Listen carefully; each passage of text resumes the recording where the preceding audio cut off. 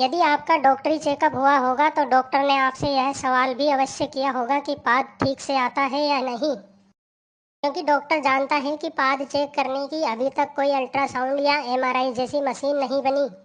यदि आपको दिन में 4 बार और रात को लगभग 10 बार अलग अलग तरह के पाद नहीं आते तो आपका सजना संवरना सब बेकार है, क्योंकि अंदर से आपका सिस्टम बिगड़ा हुआ है। यदि लीवर ही ठीक से काम नहीं कर रहा हो तो अन्य अंगों को पोषण कहाँ से मिलेगा। इसलिए पादने में संकोच न करें और खूब पादें, क्योंकि पादना बुरी बात नहीं है भाई। दोस्तों, पाद कितने प्रकार के होते हैं क्या आप जानते हैं? नहीं जानते हैं तो चलो हम बता देते हैं। पाद 5 प्रकार के होते हैं। पहला है भोपाद, अर्थात पादों का राजा। यह घोषणात्मक और मर्दानगी भरा होता है। इसमें आवाज में धमक ज्यादा और बदबू कम होती है। जितनी जोर की आवाज उतनी कम बदबू। दूसरा है शहनाई पाद। हमारे पूर्वजों ने इसे मध्यमा भी कहा है। इसमें से आवाज निकलती है ठे ठे या पू।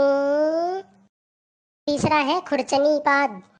इसकी आवाज पुराने कागज के सरसराहट जैसी होती है। यह एक बार में नहीं निकलता है, बल्कि एक के बाद एक कई पिर्र पिर्र पिर्र पिर्र की आवाज के साथ आता है। चौथा है तबला पाद।